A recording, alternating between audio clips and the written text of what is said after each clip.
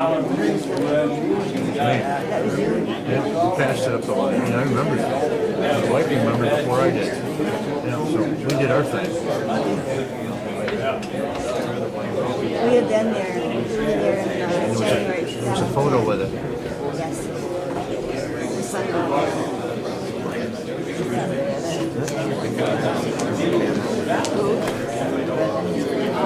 Big guy? Look at it. They just talked to him on the phone.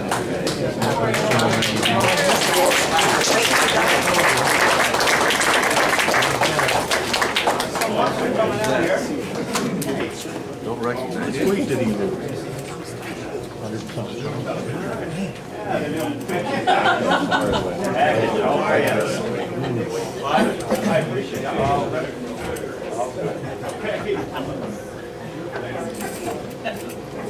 Long trip.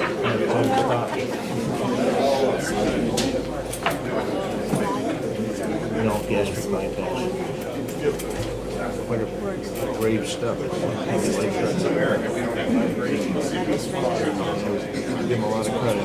I got to sit around. Did you start? It's much work either, I understand. Plugging right along.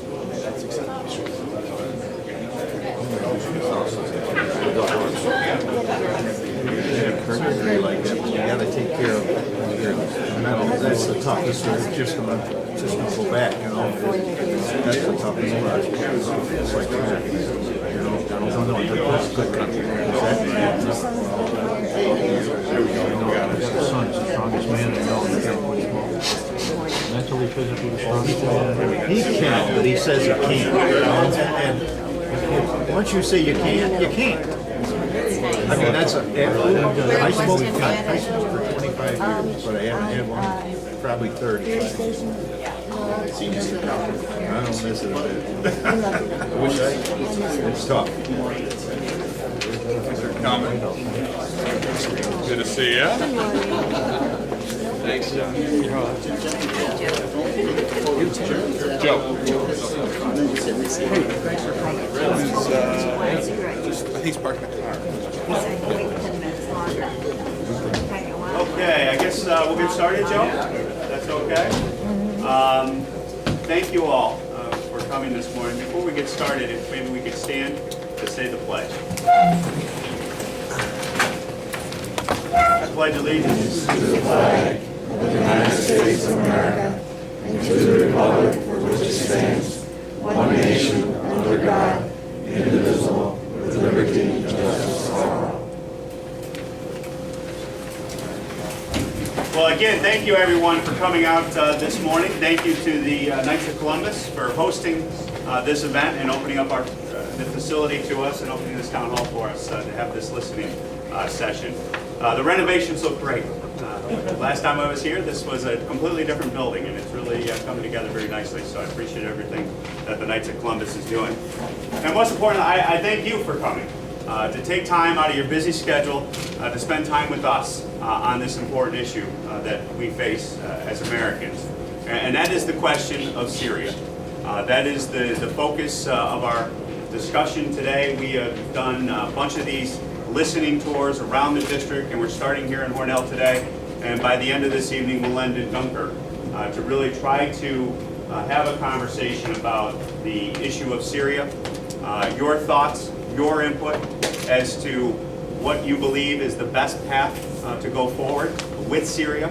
We have some material that we're handing out. It's just meant to be some background information, and as well as the proposed resolution that came from the White House in regards to the request of the President to have authority to use our military to go into Syria. Before we open up the conversation, maybe I'll share with you some of my thoughts, some of my initial positions, and where I'm at right now. First and foremost, this is one of the hardest decisions that we have to make in Congress.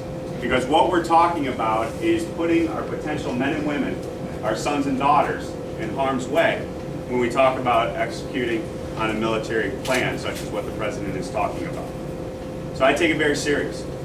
This has been weighing on my mind for some time, and I will tell you, it's kept me up at night, because this is one of those decisions where you really feel the responsibility that's associated with it. And I will tell you that I do appreciate the fact that the President is coming to Congress. We had signed the letter to request the President to get congressional approval on anything that he would do in regards to Syria.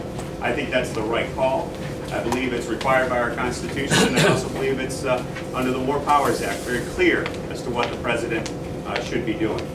Now, there have been a lot of questions about why did he not do it in Libya, and why does he do it now in Syria. I'll leave that up for your discussion and for your input. I have some thoughts on that, but obviously we deal with the situation at hand, and the situation on hand that I face is next week when we get to Washington, we will be voting on this request. And as I look at Syria, I'm obviously, personally and emotionally, when you see the photographs of what Assad has done to his own people, to women and children, that is despicable. It's barbaric. It is something where you see those photographs and those reports that make you, as a person, an emotional response occurs. But what I have tried to do is to separate that emotion from looking at what is in the best interest of America and America's interest. And where I'm at right now is that I don't see where the American interest and our national security concern is by authorizing this limited airstrike that the President has requested. I think it is fraught with peril. It has high risk of escalation because it's not clear to me as to what the next steps are after this attack. What happens if Assad responds? What happens if Iran comes in? What happens if Israel is attacked? What happens if something happens outside of the Middle East?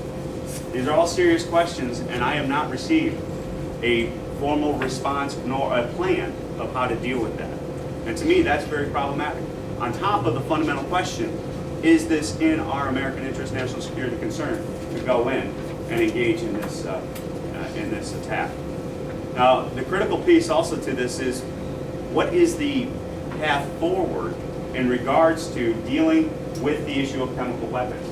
Because I do recognize that the use of chemical weapons is a risk to us in the sense of if they fall in the wrong hands, if they go outside of Syria, there is a risk that we potentially become targets. And if chemical weapons are used on Americans or American interests, that is a completely different situation. But that is something that we got to consider as we go forward with this, because the counter argument for those who want to go into this strike is by not acting, you will lose the credibility of the United States, which is the deterrent effect that keeps these weapons of mass destruction on the sideline. Now, that's kind of the sum and substance of the different policies back and forth. And I'll open it up to your input, your thoughts as to what you're thinking. And I really do appreciate that input, because as I truly do believe, when I cast that vote, and that's when the final decision will be made, when I stick the card in the box and I vote yes or no, I represent 700,000 plus people. And I want to listen to those people in order to represent them. So I'm here to listen, and with that, maybe we'll open it up. So I was just moving the microphone a little closer to you, so I would Go ahead. the media just so they could have it on video. Okay. All right. Go ahead, sir. Hey, 3 weeks ago, I was made an American citizen, and I'm very grateful for that. And some of the things that, thank you very much. It was a long time coming, and I came from Canada with my 9 children here in the Canasteel Valley. One of the main reasons that attracted me to the United States was the Constitution and the rights of the people and the rights of free speech. And I do appreciate the opportunity of speaking before you today. And I do appreciate Congressman Reid for his stand against the war in Syria, or even intervention in Syria. Coming from Canada, we find different solutions to problems. As you know, we're very peace-loving people, but we are highly respected throughout the world, and when we speak, it does make a lot of difference. One of the things I did not see is a lot of dialogue with Russia or China or anyone else getting involved in dialogue and saying we must pressure the elimination of these chemical weapons. They know they exist. They knew back in the time of Iraq war that they did exist. They knew that Libya had them. They knew that Syria had them, and they did nothing. My frustration is to see that at this point in time somebody drew a red line and now they're caught in a corner and they're trying to weasel out. I reject that notion. American pride should not be, we're going to go to war if you cross that line. There should not be a red line. There should always be open dialogue. And the open dialogue should be very seriously entertained through the United Nations. Right now we have not exhausted all the possibility of eliminating these weapons. And going to war will escalate. I know, I lived in Malaysia for a period of time, and I am very familiar with the Muslim way. This war between the various Shiites and Sunnis and all the other different factions that live in that region of the world and other parts of the world is very pure and simple. They've been at war for centuries, if not close to 1,000 years. We cannot even imagine what they're going through as a nation, and the people live in fear all their lives. And all this is going to do right now is it escalate the conflict with the American people. I do see they have done nothing really against America. They have not attacked America. They have not held any hostages, American hostages. They have not killed any Americans, unlike Libya, who has. And yet we're going to attack their country. Now, let's place ourselves in their shoes. A bomb hits New York City, hits the airport, destroy the infrastructure, all in the name of peace. How do you think the people will react? They will be angry. Okay? And what do you replace that regime with? Look what happened to Egypt. It was very simple. The Muslim Brotherhood, the first thing they did was throw away the Constitution and bring Sharia law. And then the people rebelled because they realized their Constitution was being destroyed and their rights were eroded. They know what to do in Egypt, and we should learn a little lesson from that. The void will happen the same way in Syria. And we cannot let that happen, but it has to be done through diplomatic ways. There are international courts. There are international means that should be used and exhausted before we decide to go to war. And I do believe that the young men and women are exhausted from previous war and they need a rest. And I think the people here in the United States who are suffering so passionately with living and trying to make a living, and it's hard enough as it is with the high unemployment, that we should not allow the government to take all sorts of money to go to war. It's as simple as that. Now, I do support Congressman Reid and anyone else who in the Senate and in Congress side with him. Thank you very much.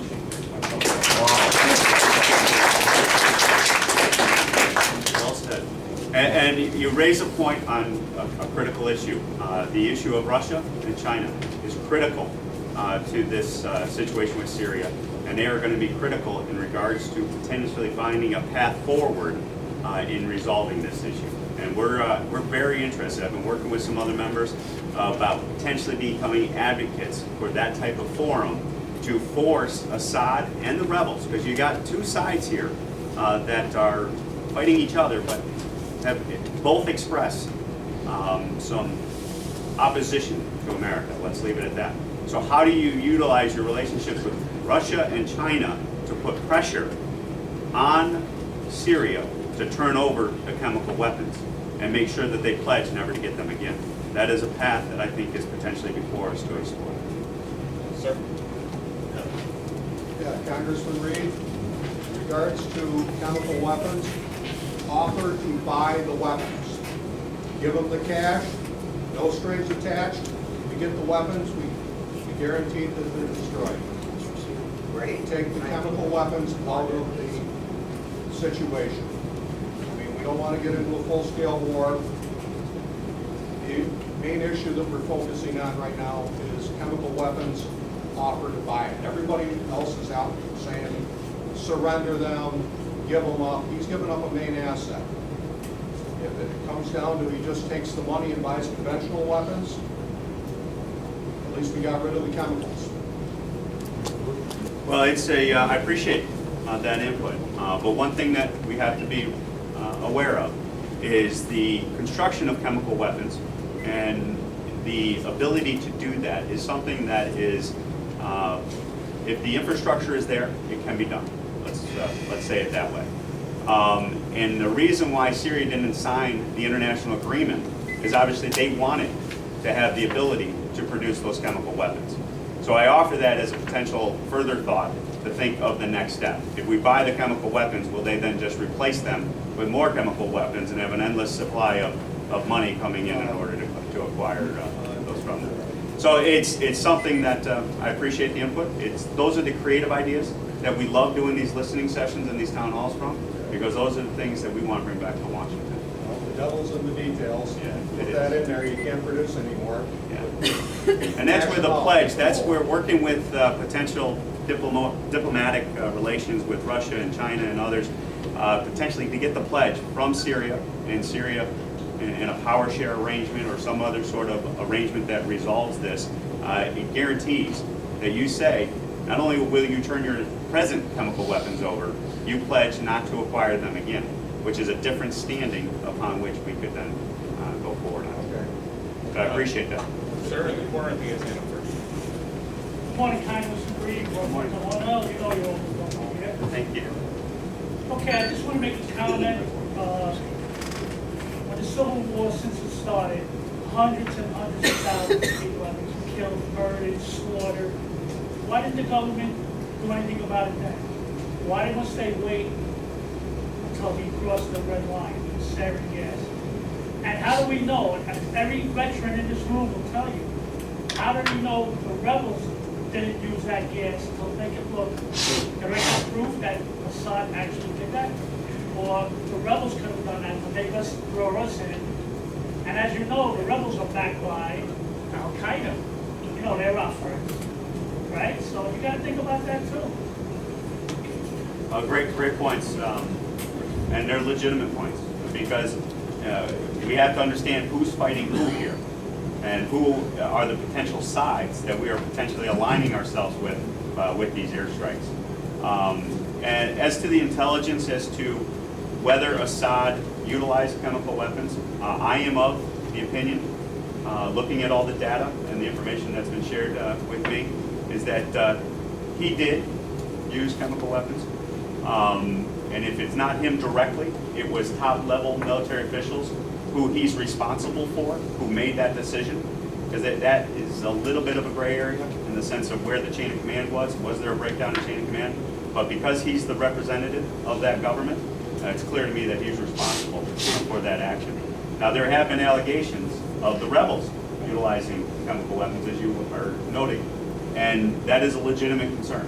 And that also causes me pause as we decide who are we empowering as a result of this potential request to go in with these limited airstrikes. We just try and balance I'll balance it out here.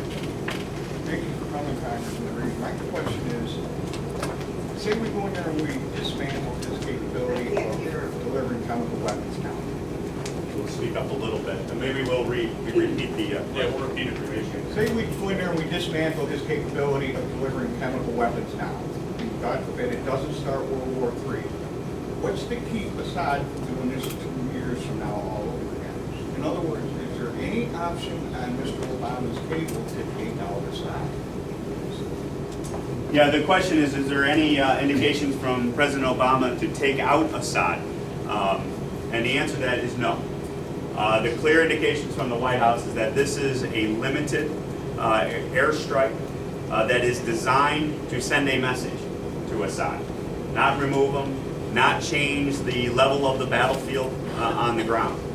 That is a risk of what he's requesting, is that if you're just going to, I don't want to use simple analogies, but maybe it's appropriate, stick your finger in the beehive, and you're not going to take out the beehive, what have you done? You've stirred the whole pot up. And that is a concern I have, and that's one of the reasons why we're potentially, why we're leaning to no on this resolution. Now that debate is happening, just so everyone's aware of it. That debate is happening in Washington in the sense of, look at, probably what they're saying is maybe we should consider the authorization to go all in and take out the entire regime and do a nation-building effort and a regime change. There is a voice in Washington that is talking about that. We're not interested in that. We're not supportive of that. But that is part of this debate. And I will say that probably it's not going to carry the day. But there is some thought process out there. If you're going to do it, do it. So I just offer that as a potential debate down the road. Because I'm trying to think, one of the toughest parts of this job is you just can't think about this vote and without thinking about the next 12 votes that are potentially ahead of you.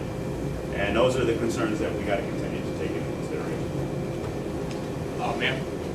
Can the president act without Congress's blessing? Can he go independently and order this done? I believe that the Constitution is clear, that he needs to come to Congress and get that authority.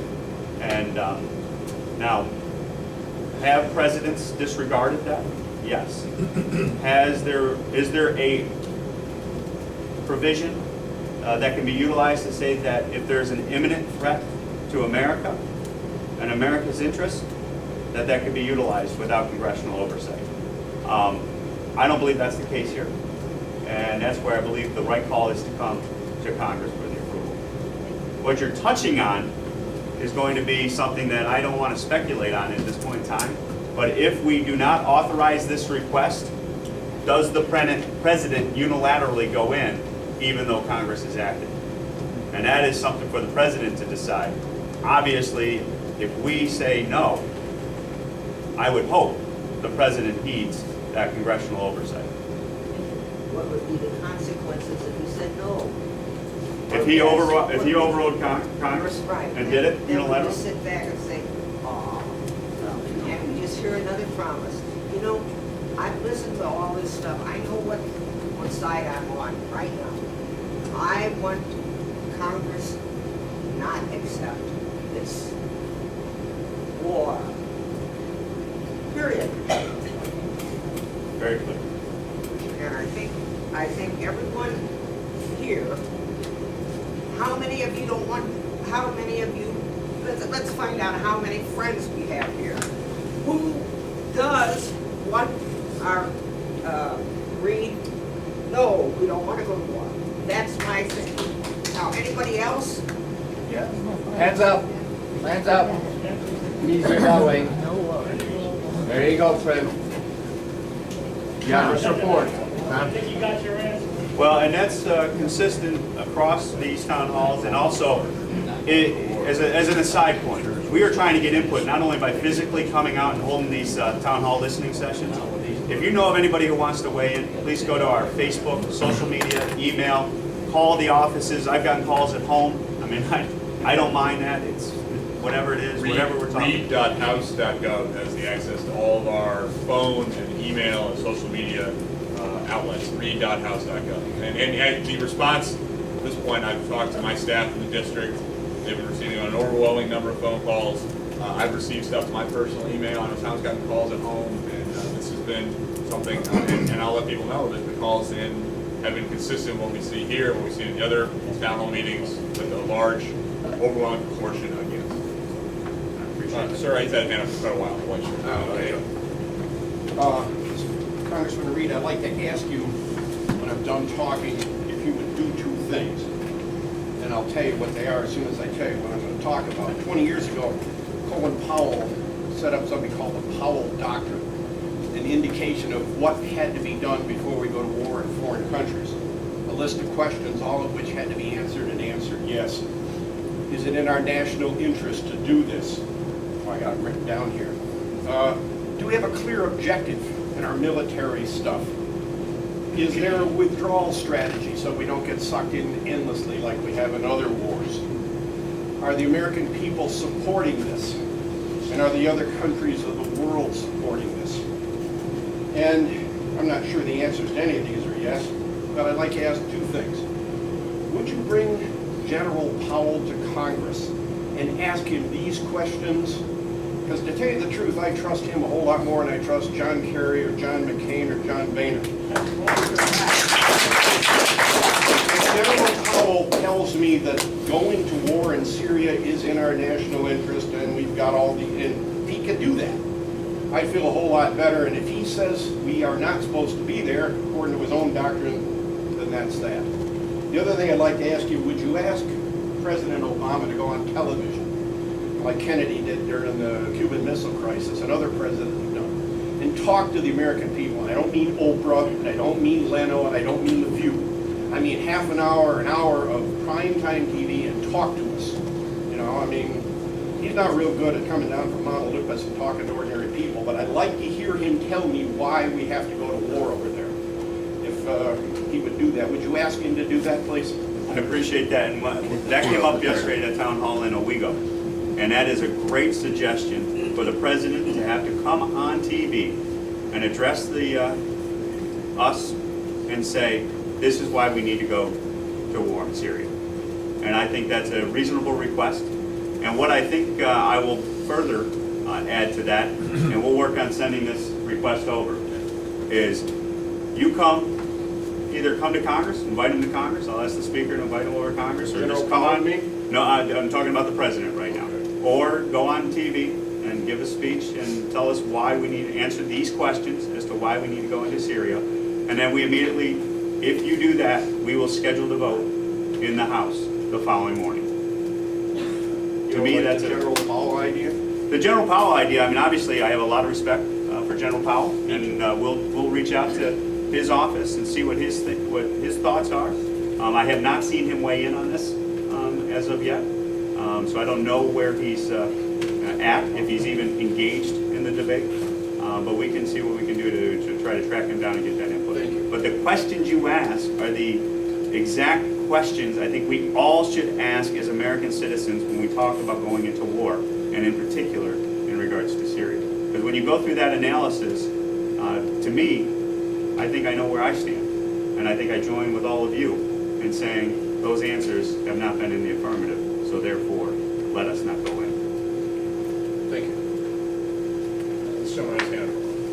Yes, could you articulate in your argument again why it is America's interest to halt chemical weapons? Because I can buy that argument. I don't want to intervene in Syria, but that's an argument that you have to pay attention to, because it doesn't matter what we care about Syria, Lebanon, Libya, or any of those. I mean, from Thomas Jefferson, we would already listen to the Marine Corps then, you know. But is it in our interest to stop chemical warfare wherever it is? The gentleman's asking the question, could you articulate the concern about the chemical weapons themselves and the fact of us not engaging and attacking the issue of chemical weapons? It's a legitimate concern, because what you then run, and this is the analysis, or this is the thought process on the other side of the position that we've explored and debated and discussed, and also internally I've thoroughly reviewed, is by doing nothing. What you send is the message to the individual who possesses weapons of mass destruction that the United States will allow you to kill 100,000 plus people, allow you to utilize chemical weapons on women and children, and there will be no penalty when you do that. That is a serious problem in the sense of what has kept a lot of these dictators, leaders, folks who are not friends of America on the sidelines of using chemical weapons and other weapons of mass destruction, is that deterrent effect of if we do, America will respond.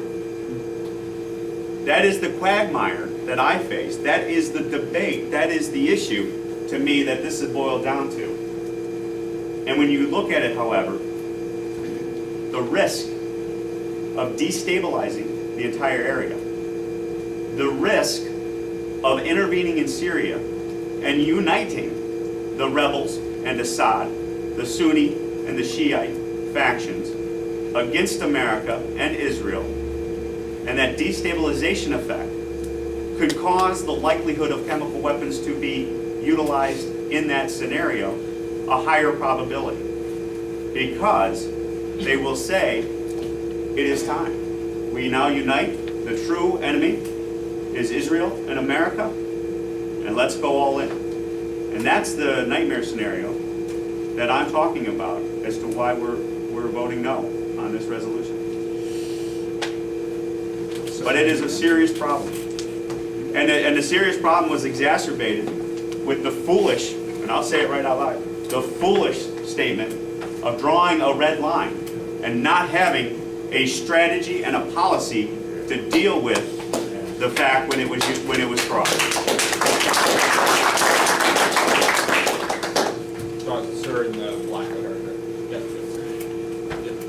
Yeah, I'm glad this discussion is going this way. Stability is what came up. And what my proposal is that we've made some strategic bad decisions, one of which is to pull those aircraft carrier group, the aircraft carrier group, out of the eastern Mediterranean. I think we should get one in there right as fast as we can and keep one there all the time, mainly to get more stability there. Then we can do some negotiating. But this business about using teleprompters and speeches and all that sounds good, but it's not going to work unless you've got stability. That's what I think. Appreciate that. Just to elaborate on what he was talking about, when you give away your strategy to the enemy, you know, what are you going to do? I mean, changing your strategy, then you're going to let them know ahead of time? Oh, yeah. You know, it makes no sense to me at all. We're going to do this on a limited basis. We're going to hit, you know, we're going to go all over here. We're going to bomb the cities that had the weapons. Well, guess what? The weapons aren't there anymore. I mean, they're probably 5 miles underground. You know, why would you give away all your strategy? I mean, that's no strategy. I appreciate that, and I agree. Because the other scenario that we got to keep in mind, and this is something that weighed into my calculation and is continuing to weigh in my calculation, is obviously by putting this strategy out for public consumption and worldwide consumption, if you are an individual like Assad, who has already demonstrated that you will use chemical weapons on women and children, would you not take all the women and children that you could control in your country and put them in the military targets so that when these bombs come down, you are hitting women and children, and then you parade those pictures of women and children that have been killed by American missiles and American bombs across the world? What kind of effect would that propaganda have on this risk of escalation? That is something that clearly has to be taken into consideration. Joe, I'll let you. Yeah, we'll do these two, and also Commissioner Davidson, then I served 39 months in the Air Force during the Cuban Missile Crisis, and okay, I served in the Air Force 39 months, and I was stationed for 3 years in Amiano, which is 60 miles from Yugoslavia, where Yugoslavia was, and we had that problem, and we had a president who he himself had served in the military, and he knew that it is not something that you should casually send our troops into harm's way. And don't tell me that you have to have your boots on the ground, because they can shoot you out of the sky just as easily. And I believe that this president has no idea he's just playing chess with our military.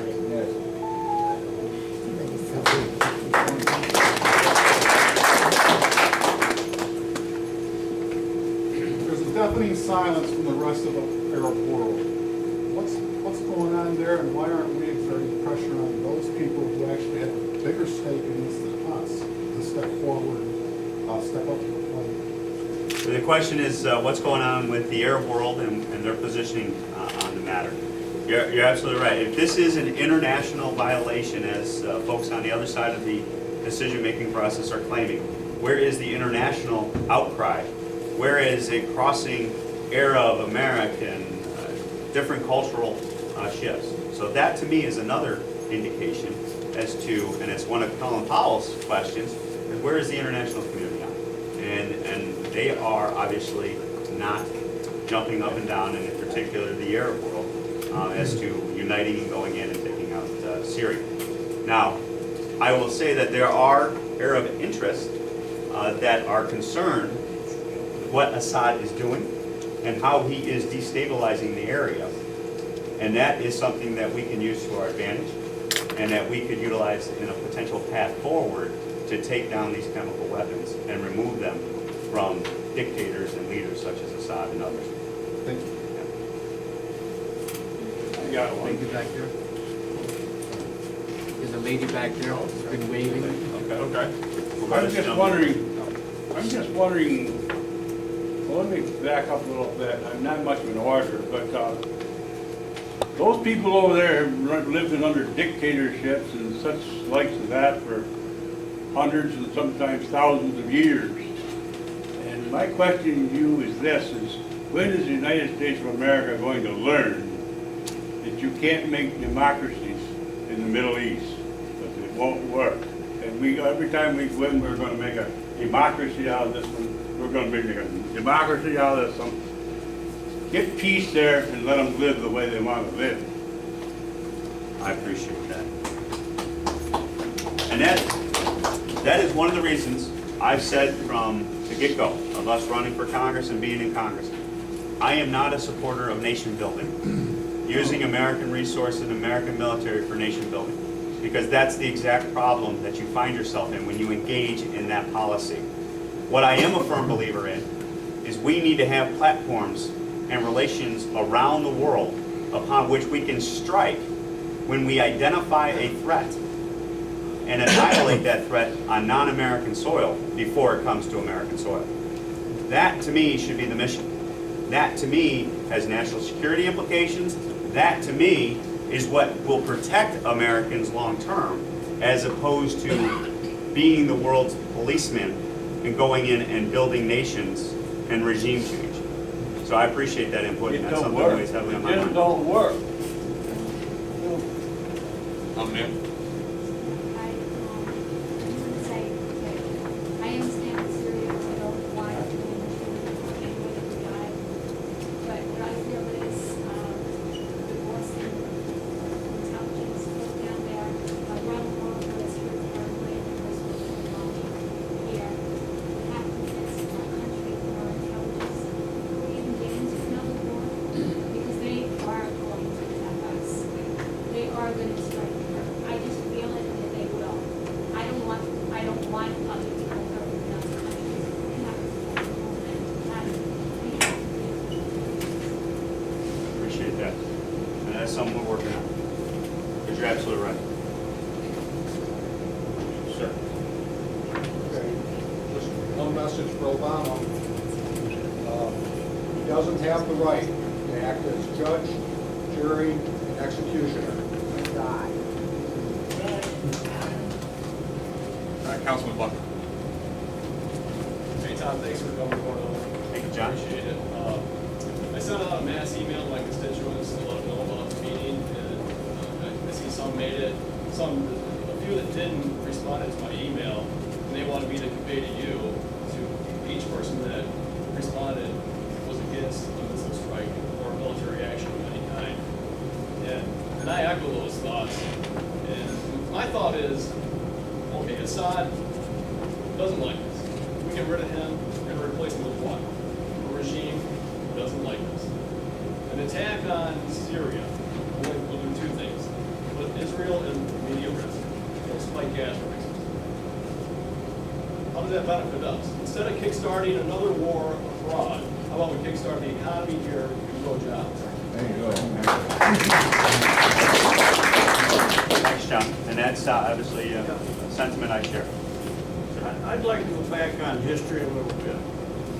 Ever since World War II, the military has been at war ever since then. They went into Vietnam, Korea, Kuwait, Iraq. There's nothing been resolved. And it continues to put money. Look at the thousands of lives that's been lost because we think we're doing something. We're not doing anything except spending our men's lives. That's all it is. Now, who's right? Do Assad put in these chemicals or the rebels to make us go in? And why is it always up to the United States to take care of it? What's the matter with the rest of the world? We cannot solve Middle East problems. They've got to solve their own. I appreciate that. Yeah. I can remember being in 7th grade and going out in the hall and putting my hands over my head because we had an air raid drill. I bet all of you did.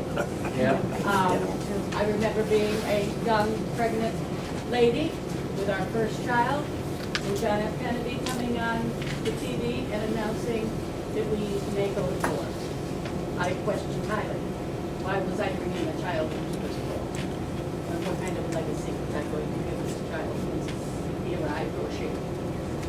I think we need to work towards containment that leads to elimination of any type of mass destruction weapon, whether it be bombs, like we did on Pearl Harbor. That was one.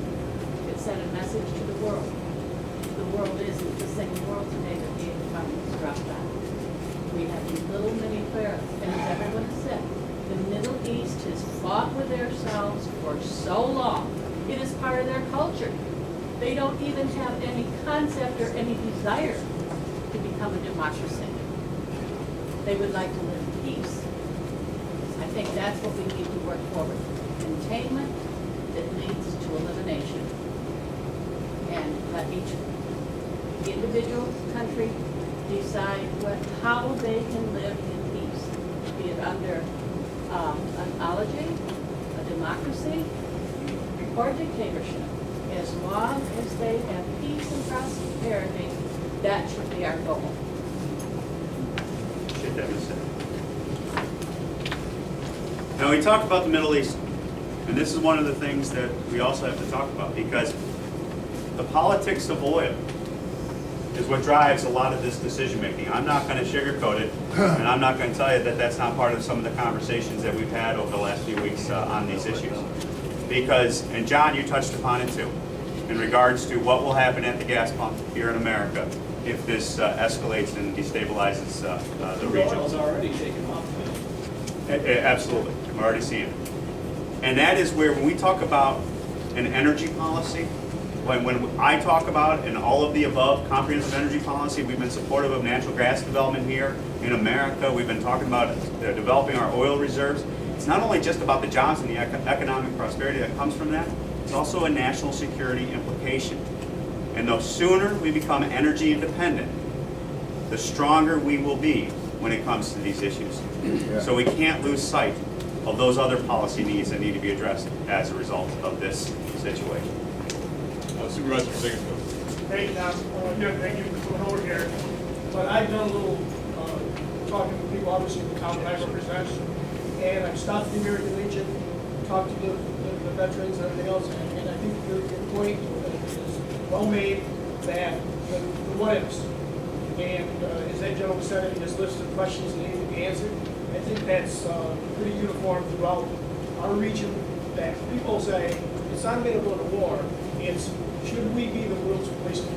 Should we be the ones that stand up for everything that's wrong in the world and go it alone just because other countries won't support us? So I think you're right on track. My people that I represent definitely want you to vote no, and I think that you're going to get that pretty much everywhere you go.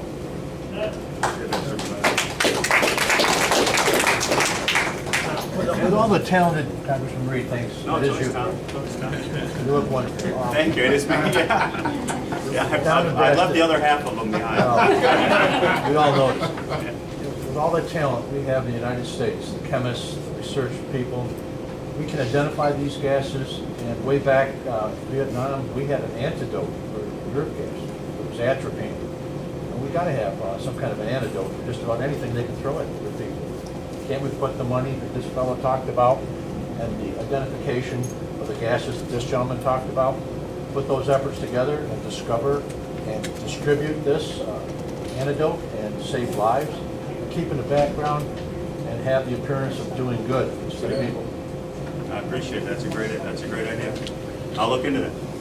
Can I ask you a personal question, please? Sure. A few years ago, I went to a town meeting held by your illustrious predecessor, Eric Mouse, and it was at the Hornell school, and he proudly proclaimed that he had voted against Obamacare, and he had told her that he was going to. I assume he meant Nancy Pelosi. But if John Boehner tells you that you ought to vote in favor of military intervention, aren't you in the same boat that he was, opposing the leadership? Yeah, and the speaker has come out, and the leader has come out in support of the request. And I will tell you, I respect their opinion, I respect their decision, but that is not going to change my decision. I represent 700,000 plus people of Western New York, my home, and I'm going to bring their voice to Washington. And what I'm hearing and what I believe is the no vote is the right path going forward. He's a civilian now. Well, I believe that we have a responsibility in this job. Okay. And if you are only concerned about retaining this job, then you don't need to be in Washington, D.C. And that is not my priority. Thank you. That's what I wanted you to say. We do have a couple more of these Tuesday. We have time for a couple more questions. We have to move on to Olean. Ma'am? Well, first of all, I was a history teacher. I remember the history of the United States, and there was a legislative, executive, and judicial authority. And all I can see is the sort of usurping of all that position by one individual as the president. And I feel that I'm surprised the Congress, whatever reason, at times has gone along with them. And I feel that it's time that they stood up for the American people. And I'm glad to hear you today to ask our opinion. Because going to war is a serious involvement. And it not only involves you that day, it involves the rest of the world as well. So you don't deal in the world and you don't give democracy to countries that don't want it. And you're arrogant to think that yours is the only way. So, no vote. No vote. Very no good. vote. Very wise. We have one last question. Maybe somebody hasn't spoken, hasn't had a chance to speak yet. Sir? Someone else? Any further delay? Go right ahead, sir. I would just like to ask you a question, sir. Is the use of chemical weapons a violation of either the Geneva Convention or any other treaty that our country is signatory to? The use of chemical weapons is, by international standards and law, a violation of those international standards. So if the information upon which the decision is made is verified, there would be some legal justification for it? There would be a basis, a legitimate basis, for the ability to go in and utilize that force.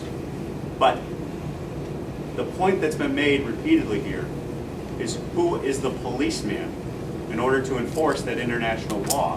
And as Colin Powell had indicated, if it's an international law, why isn't it not an international body and an international military action that is coming together to enforce that law? To me, that's the question that still is outstanding. Well, we did it a little bit earlier, but we do like to do it at the end of each of these. The first three we did this. Show of hands, people that are willing to state their opinion. All those who are in favor of authorizing the use of force against the Republic of Syria, please raise your hand. Okay. All those against? There we go. thank you very much for coming. This is very important to me, and I appreciate the input. God bless. Thanks, everybody. Wow. There's a lot there. Wow. What do we got in here? Wow. I like that. Thank you.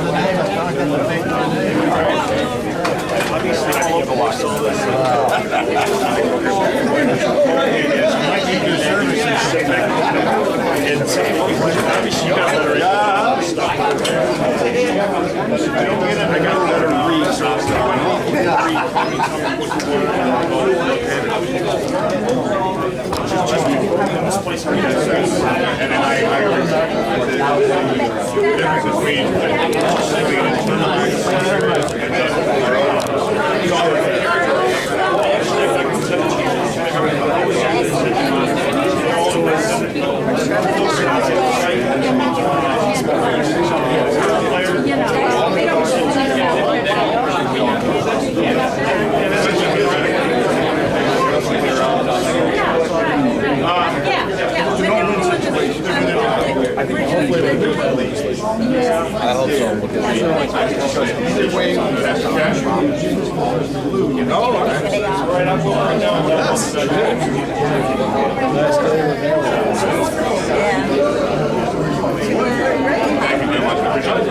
Thank you very much for letting us speak our point of view. And the well-stated idea for president, he should go on TV.